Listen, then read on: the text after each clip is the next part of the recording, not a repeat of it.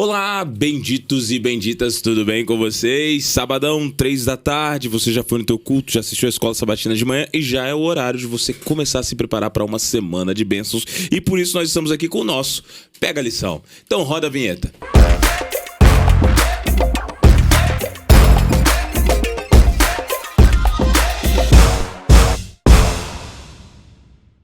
Que bom que você está aqui mais um sábado para estudar essa lição que está fabulosa. Estamos chegando na metade da lição O Verbo, que esse trimestre tem nos abençoado muito. E aqui vai o meu apelo para você que tem feito todos os nossos encontros. Amigo, se você ainda não tem a lição, você está perdendo. Você tem algumas formas de adquirir sua lição.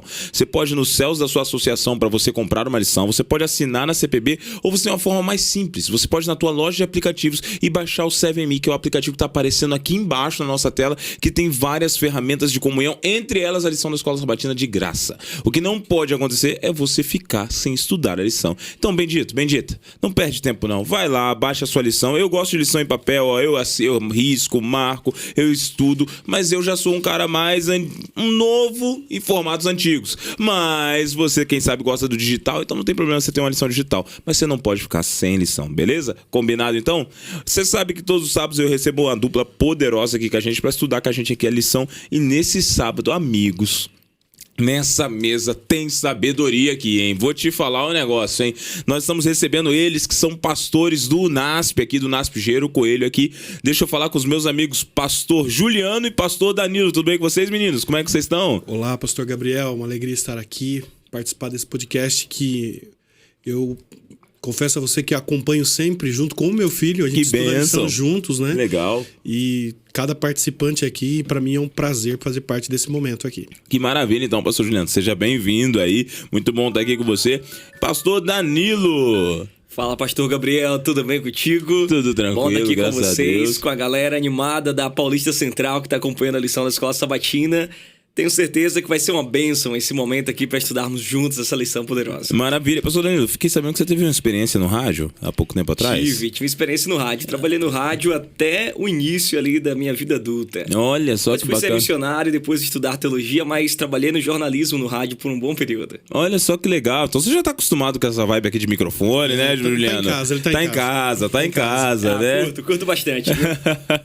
Muito bacana. E Juliano, você tá aí com a camisa do Caleb, que bênção, cara. O Caleb esse ano foi bênção, né? Foi bênção e estou aqui representando o Caleb. Olha que maravilha. O Caleb é uma experiência única, não somente para quem participa, mas para todos nós, pastores, igreja. Então o Caleb é uma bênção. Que maravilha. Ano que vem, você tá lá na cidade de Olambra também, vai ser uma bênção. Vamos ter uma missão lá em nome de Jesus. Muito grande, em nome de Jesus. Ah, maravilha, meninos. Que bom que vocês estão aqui. A galera de casa veio aqui pra gente estudar a lição. Então a gente já vai começar. Eu vou começar pedindo pro pastor Juliano, você ora pra gente iniciar? Sim. Pai querido, mais uma vez te agradecemos por esse sábado maravilhoso e especial pelo estudo da lição. Que o Senhor possa nos abençoar e guiar aqui cada passo desse tema. É a minha oração em nome de Jesus. Amém. Amém. Galera de casa já tá acostumado, vou girar o nosso time aqui, ó. Time de 30 minutos pro estudo da lição, que é o que você tem que ter na tua classe, pelo menos 30 minutos de estudo. Gostei desse time aí, viu, Esse professor? time é interessante, né? E aqui, olha só, é o seguinte. Galera, tirinha, morto, ressuscitado, Jesus do lado de fora, gente ali assistindo e de repente um cara todo enrolado saindo de dentro de um túmulo. Túmulo que naquele tempo era algo como uma caverna, algo desse tipo parecido aqui. Mas o que vocês acham dessa tirinha? Qual foi a impressão que essa tirinha trouxe sobre vocês aí, meninos? E aí? Bom, pode começar, pastor Danilo. Muito bem, me chamou a atenção a tirinha, mas a fala desse cara que tá olhando aqui, você tem a nuvem mencionando, ele diz assim, ó: eu não sabia que precisava disso até ver isso.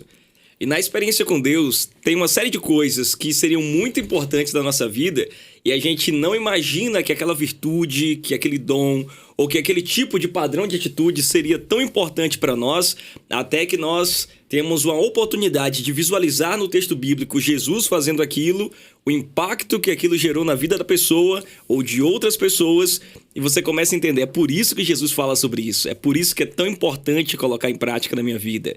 E essa experiência de ver um milagre, de ver algo acontecer, é ilustrativo, mas traz uma lição muito importante já de cara pra gente.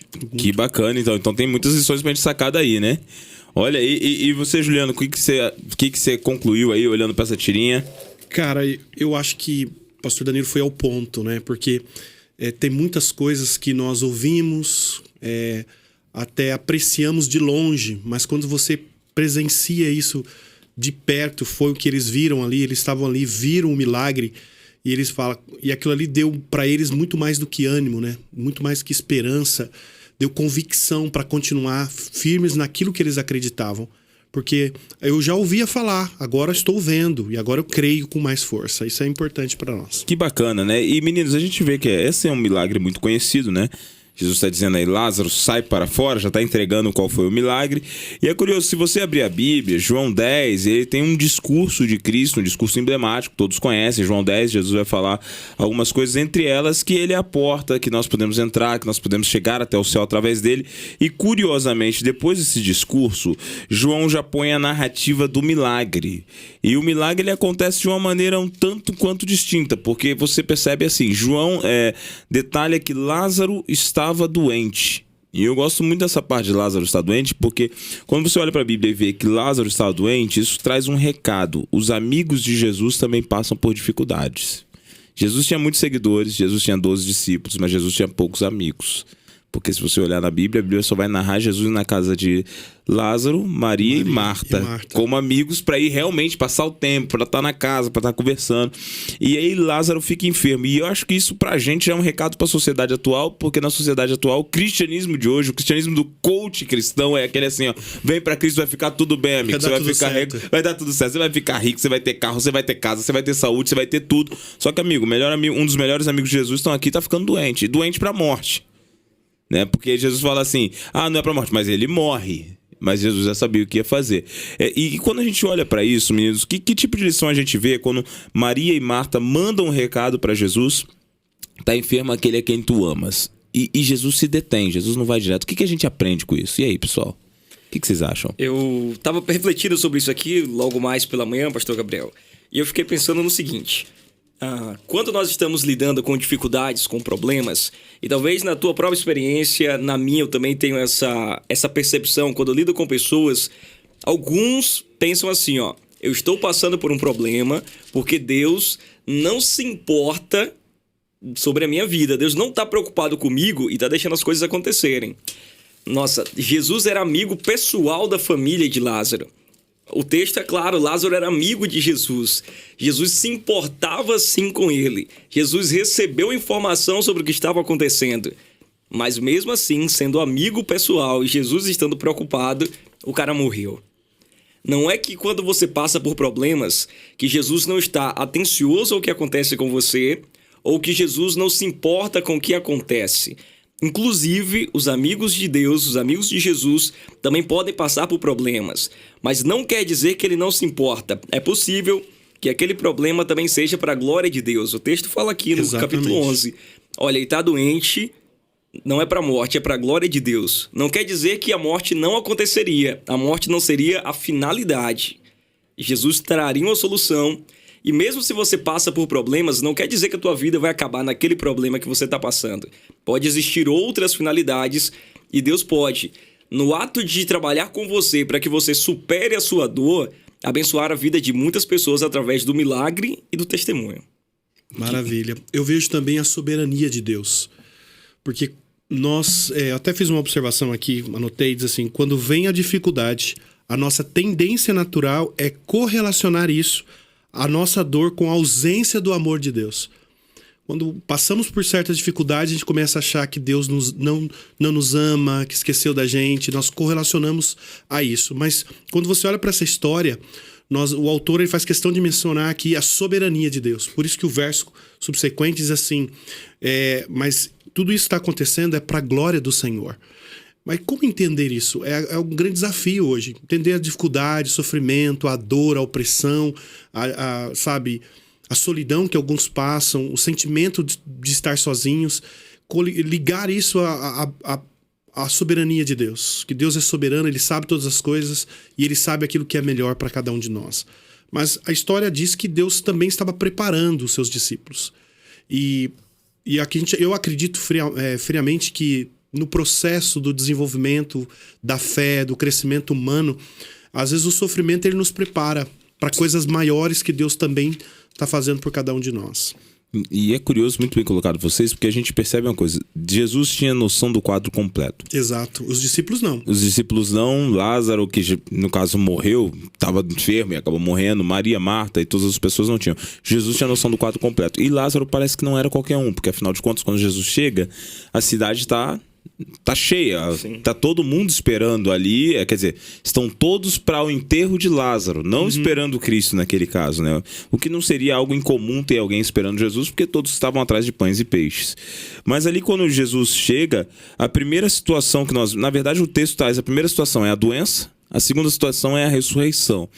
E eu queria trabalhar um pouquinho a ressurreição, porque agora, dentro desse contexto aqui, a gente percebe uma coisa. Para os judeus, existia um costume estranho. Sim. Muito estranho, porque a gente chega a pensar que é um costume pagão, né? Que eles achavam que se o camarada morreu, a alma ainda está perto do corpo por 3 dias. O que significa que se Cristo chega dentro daqueles 3 dias, ainda poderia se dizer assim, não, deu sorte, estava aqui pertinho, ó, entrou de volta. A gente sabe que isso é improvável na Bíblia, né, pessoal? A Bíblia não crê que existe uma alma que sai do corpo, que volta e tudo mais. A Bíblia não traz esse tipo de informação. Quem em casa ficar na dúvida pode procurar a gente, pode me procurar no particular. Eu posso esclarecer para vocês. Já falei aqui antes que para ressuscitar você precisa estar morto. Sim. Né? Mas assim, Jesus chega no 4º dia e vamos no seguinte. Jesus recebeu a notícia. Por que Jesus não foi de imediato? E aí, meninos? Porque Jesus recebeu a notícia visivelmente a tempo.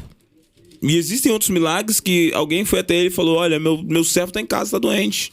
Jesus fala assim, tranquilo, volta para casa, ele já tá bom. Então, cara, quando Maria e Marta mandaram o recado, elas imaginavam que Jesus ia curar como? Na hora. E os discípulos também. Porque quando você vê o relato, porque Jesus teve que dizer assim, ele dorme, ele não morreu, ele dorme. Os discípulos também estavam preocupados, porque eles eram amigos de Jesus, mas também amigos dos discípulos. Os discípulos também já esteve em algum momento na casa de Marta, Lázaro e Maria, e com os discípulos. Então, essa demora, ela parece estranha, não é? Mas é aquilo que você disse, o Senhor tinha um controle de tudo, mas os discípulos não. E essa demora, quando parece estranha aos nossos olhos, mas é aquilo que eu disse, é a soberania de Deus. A gente tem que acreditar que Deus está no controle. Essa aparente demora nos mostra o controle de Deus sobre todas as coisas. Que maravilha. É curioso, Deus nunca chega atrasado, né? Não. Ele pode parecer que tá demorando pra gente, mas Jesus nunca chega atrasado. Ele chega na hora que ele tem que chegar, né? E assim, isso causa algum tipo de ansiedade no ser humano, Danilo? Sim, com certeza. Porque a expectativa naturalmente já causa ansiedade. E baseado em como nós funcionamos hoje, devido a uma série de estímulos que nós temos, a nossa ideia é que as coisas têm que ser agora. Quando a internet começou a ser difundida, você usava aquele Windows XP e você abria o YouTube ali, você clicava, cara, o negócio passava assim, ó. E você tava felizão assistindo o vídeo. Hoje em dia, cara, se travou 2 segundos, você já tá atualizando e a internet não presta mais. Tá tudo muito rápido. Você tá no celular, dentro de um metrô, 3 km debaixo da terra, e você tá assim, não tá pegando. Não tá pegando. E você tá indignado porque não tá pegando. Exatamente. Sim. Imagina uma situação eminente de morte. Imagina agora o desapontamento de sentir-se traído por um amigo. Porque se você é meu amigo, eu te peço um socorro, você sabe que tem uma janela de tempo e você não chega, quais tipos de sentimento vão tomar conta do meu coração em relação a você agora? Só que no panorama da história inteira, Jesus sabia a impressão que ele precisava gerar no coração dos discípulos, a impressão na família e a impressão na comunidade. Esse foi um milagre muito importante do ministério de Cristo para fazer o nome de Cristo ser ainda mais conhecido. Jesus já tinha feito diversas coisas ali entre o povo. Só que uma ressurreição era algo muito impactante e tem um papel primordial, e a gente vai ver isso na sequência aí dessa lição, sobre a importância do impacto que as pessoas teriam e a confirmação do ministério de Cristo também através da ressurreição. Um milagre muito especial. Então, na verdade, Jesus tinha um plano e Lázaro seria um testemunho. Né? Uma testemunha, melhor ainda. Sim. Eu até sublinhei, Gabriel. Perdão. Sim, diz assim, claro, fica à vontade. Deus não age de acordo com as nossas expectativas, mas ele age segundo a sua soberania.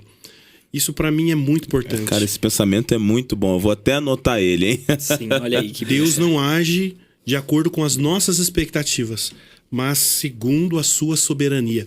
O que o Danilo colocou é fantástico, e especialmente nos momentos que nós estamos vivendo, nos dias que estamos vivendo, que nós chamamos até do império do imediato, que as coisas acontecem num clique. E talvez estou falando aqui para um jovem que talvez está angustiado com Deus, porque já perguntou para Deus algumas coisas, já buscou respostas, e talvez Deus está, na visão desse jovem, Deus está demorando, não é? E eu quero dizer para você que essa história nos mostra que aqui há um amigo de Jesus, assim como Jesus é seu amigo. E ele age não segundo a sua expectativa, mas segundo a sua soberania. Porque como disse muito bem aqui o pastor Danilo, Deus tinha um propósito por trás dessa história, por trás desse milagre.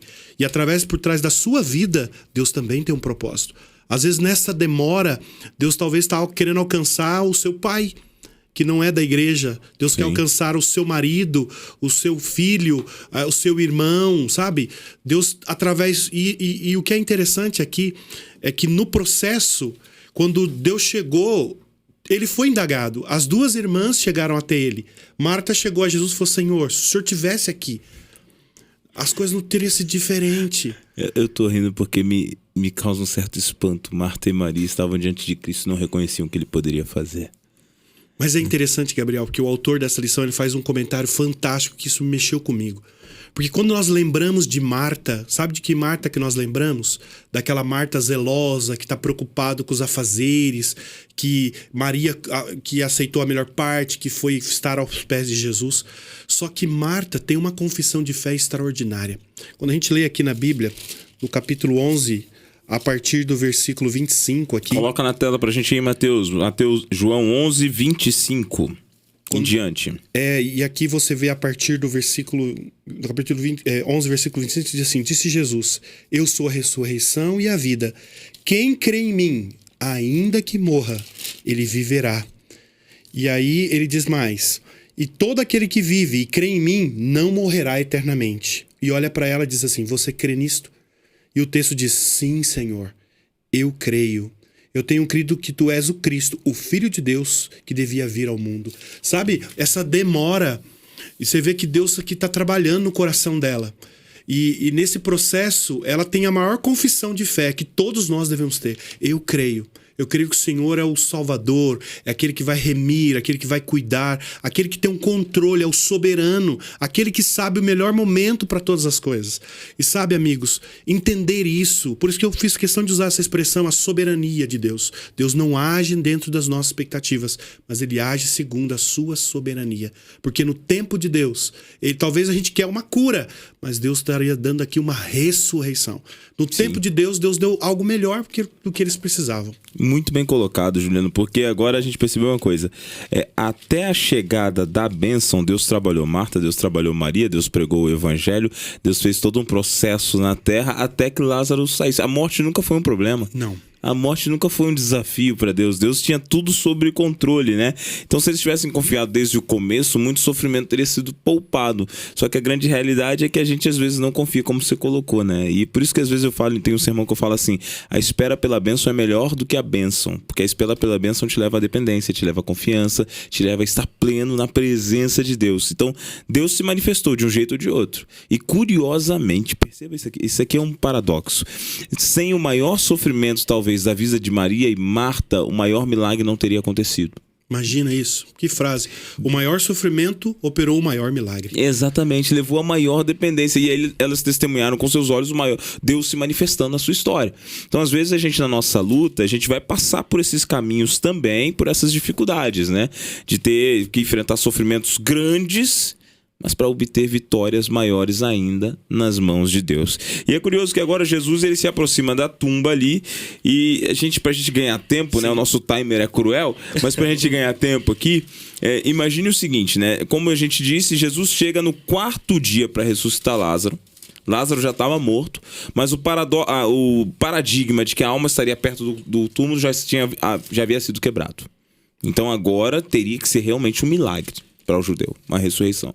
E Jesus chega lá e tem uma parte da história, a lição nem frisou muito ela, mas me chama muita atenção no texto bíblico, quando Jesus fala assim, que Jesus vai até o túmulo, 2 coisas me chamam a atenção. Número 1, Jesus chora. A morte não era o problema. O que causou dor para que Jesus chorasse? Porque a morte não era o problema. Saudade não era o problema. A enfermidade de Lázaro não era o problema. Então, por que Jesus chorou? Isso é interessante refletir sobre isso. Jesus tinha a sua natureza humana também. E ele percebe, era o seu amigo, era Lázaro. A morte é a separação, é a consequência da separação do homem de Deus, a consequência do pecado. O salário do pecado é a morte. É possível que Jesus desenvolveu diversas reflexões ali. Porque sempre que a gente tem histórias na Bíblia de morte e ressurreição, a gente é levado a refletir sobre o que vai acontecer na volta de Jesus. A gente é levado a refletir a ressurreição como, quem sabe, uma primícia daquilo que vai acontecer no retorno de Jesus, que os mortos em Cristo ressuscitarão. Durante o ministério de Jesus, ele fez reflexões sobre esse momento, quando vai no Monte das Oliveiras, quando ele reflete sobre o que vai acontecer na cruz, a separação que o pecado faz com o homem. Enquanto o pastor Juliano falava, eu até fiquei refletindo aqui, existe um preço muito grande em ser amigo de Jesus. E nós estamos falando aqui para vários grupos de pessoas, pastor Gabriel e pastor Juliano, que inclusive tomaram decisões muito fortes para seguirem a Jesus. Talvez você seja o único adventista na sua casa. Com certeza. No meu caso, pessoalmente, eu sou o único adventista da minha família. E eu passei por anos na minha casa sendo o único que guardava o sábado, o único que não me alimentava com algumas coisas, o único que não frequentava alguns lugares, e às vezes a minha família inteira ia para uma festa que era tradicional na cidade e eu ficava fora desse movimento. Por vezes eu tinha que segurar a onda e permanecer firme naquilo que Deus me chamou para fazer. Em alguns momentos na Bíblia, o chamado custa um preço alto. Por exemplo, quando Deus chama Paulo, olha, vou te chamar e você vai entender o que é sofrer pelo meu nome. Quando Deus chama Abraão, Abraão tem que abdicar de muitas coisas também. E agora, Lázaro, amigo de Jesus, teve que segurar a onda doente, morreu e a ressurreição foi para a glória de Deus. No versículo 45 do capítulo 11, você tem um resultado prático do efeito que a ressurreição gerou na vida de muitas pessoas que estavam assistindo a cena. O verso diz: muitos, pois, dentre os judeus que tinham vindo visitar Maria, vendo o que ele fizera, creram nele. Você falou que o judeu tinha esse paradigma sobre os 4 dias. Quando o judeu chega naquela cena, percebe que passou os 4 dias e ele voltou, então o texto diz, muitos viram aquilo e creram nele. Claro que outros foram fazer fofoca. Os saduceus, por exemplo, não acreditavam na doutrina da ressurreição. Então eles são impactados, eles são condicionados a ficarem revoltados contra Deus. Contudo, Deus tinha uma linha lógica de como fazer as coisas. A própria lição vai mencionar aqui que durante todo o trajeto de Jesus, ele sabia em quanto tempo e quando ele queria fazer as coisas. Jesus tinha um foco muito claro. Eu não quero sair de dentro do tempo do Pai, de quando o Pai quer que nós façamos as coisas. Ele estava refletindo com os discípulos sobre andar na luz da palavra, naquilo que o Senhor guiava. Ele foi coerente, ele não mudou o tempo do que ele queria fazer, porque estava se tratando de um amigo. Então você tem a sua fé, você tem as coisas que você acredita, não é porque pressões ou circunstâncias te empurram ou te condicionam a tomar uma atitude diferente do que já estava pré-estabelecido pela palavra, que você cede para aquela circunstância e age de acordo com a emoção, de acordo com aquilo que bateu mais forte no seu pensamento naquele momento. Independente da pressão, independente do rol de amigos, independente do que aconteça, permaneça sempre firme e fiel pela palavra. Amém. Muito bem colocado. Então agora a gente percebe que mesmo ali Jesus chorava pelas diversas circunstâncias, pelas pessoas, pela incredulidade, por tudo, pelos desafios, como colocou Danilo, mas o fato é que Jesus iria ressuscitar Lázaro. Sim. Né? No meio do caminho ali a gente vê Jesus falando assim, é aqui que tá, então tira a pedra. Aí a irmã até atrapalha, né? Senhor, já tá fedendo, tem 4 dias, tá cheirando mal. Quer dizer, ela atrapalhou todo o processo, porque se Jesus ouvir ela, a gente não quer ver Lázaro ressuscitando, né? Verdade. Mas o fato é que a pedra é retirada, Lázaro é ressuscitado, e uma vez que Lázaro é ressuscitado, Lázaro traz à tona algumas reações, né? A gente tem a reação daqueles, como você leu agora, Danilo, alguns viram e creram, mas houve outros que viram e não creram, mas se indignaram, se enraiveceram e se iraram e começaram a traçar planos. Como é que foi essa situação, Juliano? Porque quando ele sai, tinha, parece que 2 grupos ali do lado de fora, né? Sim, havia um grupo dos fariseus também ali. Havia um público que estavam acompanhando Jesus, principalmente nos últimos acontecimentos. Quando o Evangelho de João narra, por exemplo, Jesus a cura do paralítico de Betesda, a multiplicação e tantas outras coisas, e tantos sinais que eles viram visivelmente de que Jesus de fato era o Messias, eles deu crédito clássico, claro, para eles entenderem que a missão do Messias. Mas aqui a lição ela traz um contraponto. Em vez deles se maravilharem, né, e voltarem para o Salvador, eles fizeram totalmente ao contrário. Tanto que a palavra de Deus diz assim que um deles, né, no capítulo 11, versículo 49, Caifás, porém, um dentre eles, sumo sacerdote, naquele ano advertiu dizendo: os nada, não estou sabendo de nada. Está sabendo de nada, inocente. Falou como se ele usasse essa expressão. Vocês não consideram que convém que morra um homem pelo povo e que não venha perecer toda a nação? Ou seja, eles já começaram a maquinar ali a morte de Jesus. Cara, e eu fiquei assim, parando, lendo essa lição, meditando. Quer mais sinais do que essas pessoas viram? Mais milagres que essas pessoas viram e não creram. Isso prova para nós que milagre não é suficiente para crermos. E o maior milagre aqui de toda a história de Jesus é a ressurreição de Lázaro. Sem dúvida. Quando Jesus entrou em Jerusalém, entrou ao lado de Lázaro.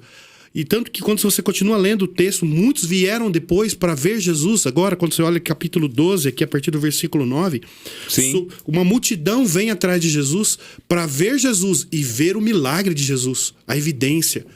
Então, eu percebo que o efeito, às vezes, do milagre na vida das pessoas... Será que eu preciso disso para crer no Senhor? Então, eu fiquei pensando nisso, Gabriel. Isso mexeu comigo, Danilo.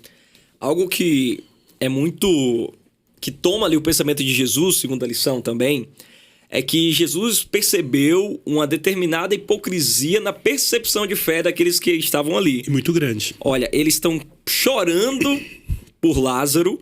Eles estão pranteando por alguém que perdeu a vida e tempos depois, não muito tempo depois, aqueles mesmos homens e mulheres estariam clamando, estariam gritando crucifica, tramando contra aquele que é a ressurreição e a vida. Jesus visualizava aqueles mesmos homens que viram o milagre, que choraram sobre a vida de Lázaro pouco tempo depois, tramando contra a vida de quem é a ressurreição e a vida.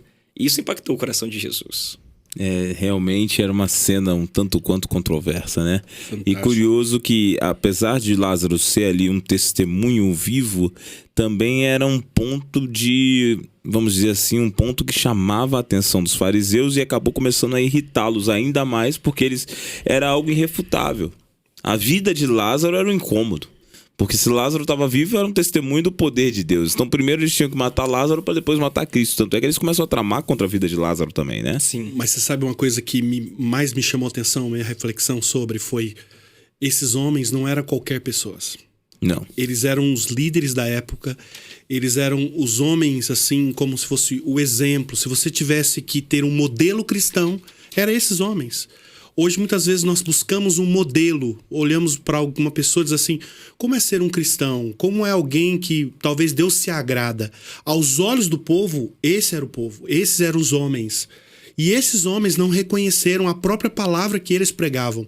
E quando você olha aqui para os comentários, para a Bíblia, você percebe que esses homens, eles não renderam o seu coração a Cristo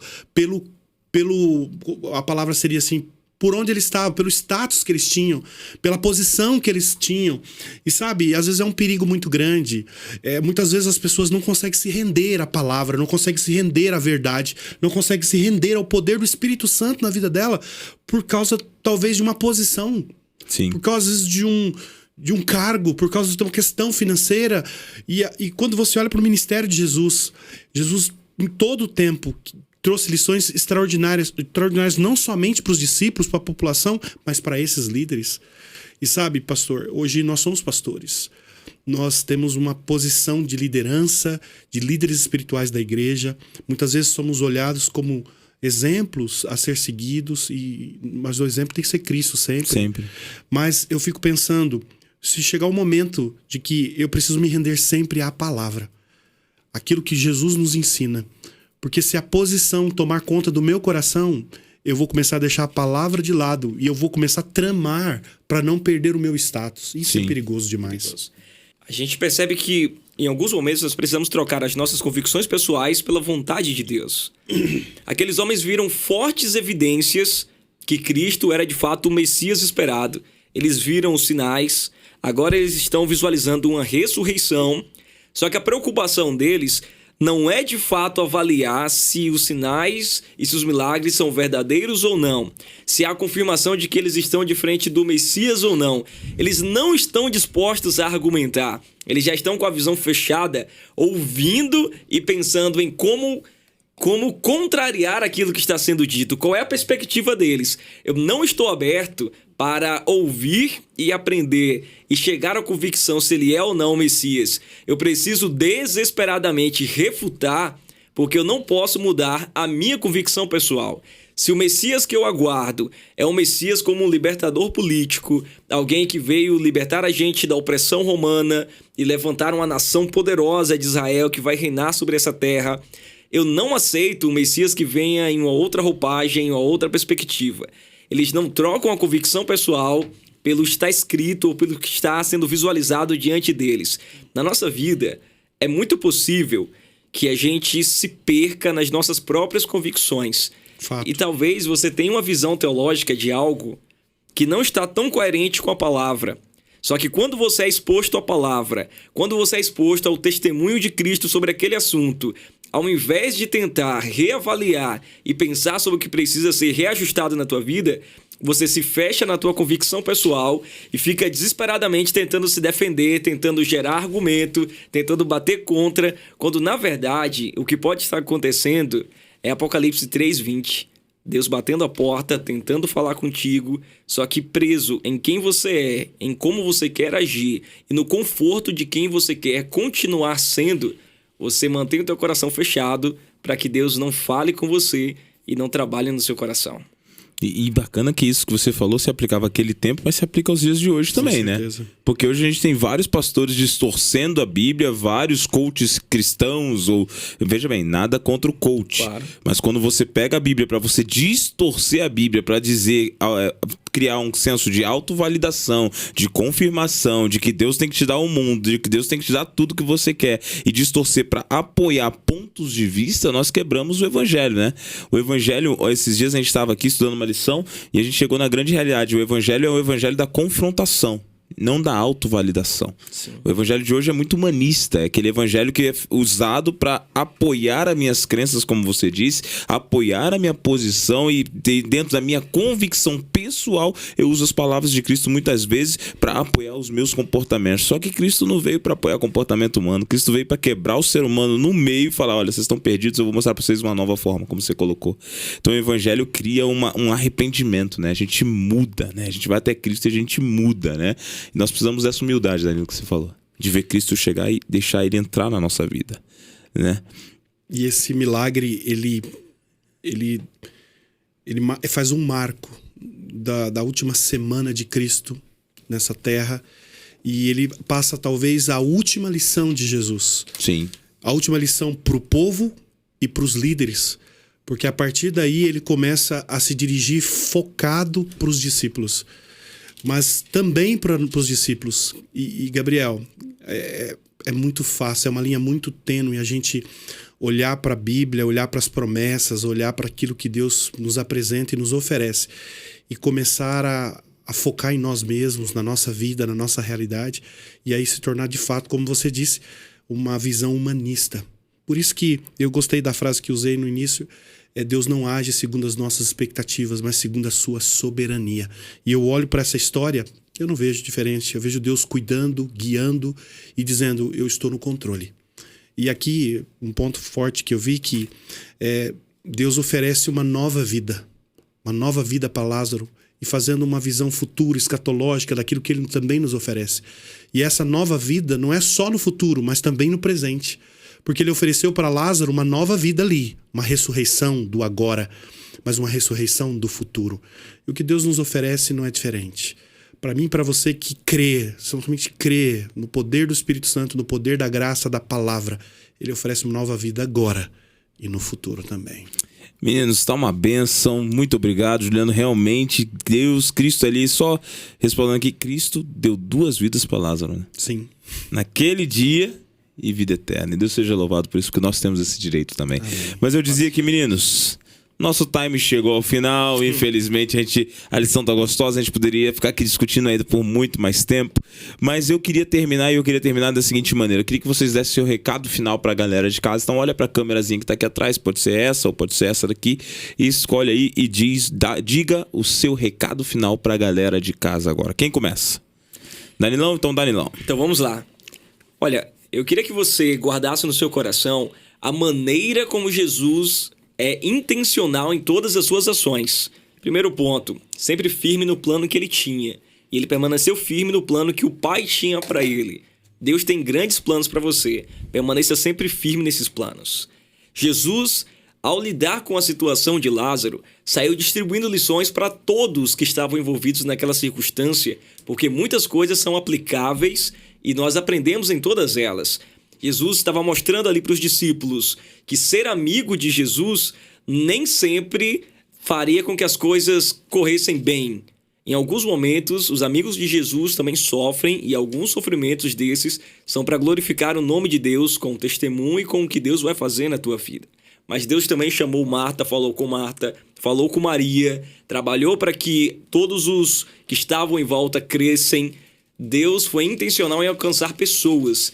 E na tua vida, no teu estilo de vida, onde você se envolve, você também precisa ser intencional para alcançar os teus amigos, a tua família e as pessoas que vivem ao teu redor.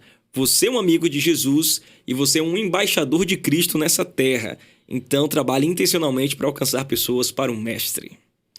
Muito obrigado, Danilão. Belíssimo recado. Juliano, pastor Juliano, seu recado final para nossa galera de casa. Amigo, essa palavra é tão bonita porque ela contém na sua essência proximidade, contato, compromisso e tantas coisas. E Jesus quer ser o seu amigo. Então se aproxime dele com um coração aberto, creia na sua palavra, entenda os propósitos, a sua soberania. E Deus tem um processo de trabalhar com você, assim como estava trabalhando com seus amigos. E se ele demorar um pouquinho, é que ele tem algo melhor para você. Então, fica aqui o meu recado. Aprenda a confiar, creia. Foi essa a mensagem que ele disse para Marta, para Maria, e é a mensagem que ele está dando para aquele povo, mas para nós hoje. Creia, porque ele quer dar uma nova vida para você agora e uma nova vida eterna ao seu lado. Forte abraço, que bom estar aqui com vocês. Obrigado, Juliano, belíssimo recado. Obrigado, Danilo, pela participação de vocês, foi extraordinária. Obrigado você de casa que esteve aqui com a gente. Meu recado final pra você é o seguinte, meu amigo, não espera você estar na tumba pra ver o milagre. Crê em Cristo agora e já receba as bênçãos da companhia do Senhor na tua vida e na tua história. É importante lembrar que a frase principal que estava lá é: aquele que crê em mim, ainda que morra, viverá. Talvez na sua vida algumas enfermidades, algumas lutas venham, mas siga crendo, porque a tua vitória tá quando a gente estiver no céu com Jesus por toda a eternidade. Que você tenha um sábado abençoado na presença de Deus, uma semana na presença dele também. Mas antes da gente terminar, vamos orar para a gente poder acabar e encerrar o encontro de hoje. Então, pastor Danilo, você ora para a gente? Com certeza. Querido Deus e grandioso Pai, muito obrigado porque o Senhor é capaz de realizar qualquer milagre necessário nas nossas vidas. Obrigado pelo teu carinho, teu cuidado e a tua atenção sobre nós. Abençoa cada um que vai ter a oportunidade de assistir esse momento. Continua cuidando da família de cada um destes e fazendo com que, através do Espírito Santo, possamos permanecer firmes e inabaláveis na Tua Palavra. E é por isso que nós oramos em nome de Jesus. Amém. Amém. Obrigado, Danilão. Obrigado, Juliano. Obrigado você de casa que ficou aqui até agora. Curte, compartilha, manda pros amigos e encontra com a gente aqui no canal da Associação Paulista Central semana que vem, no sabadão, às 3 da tarde. Um grande abraço. Valeu!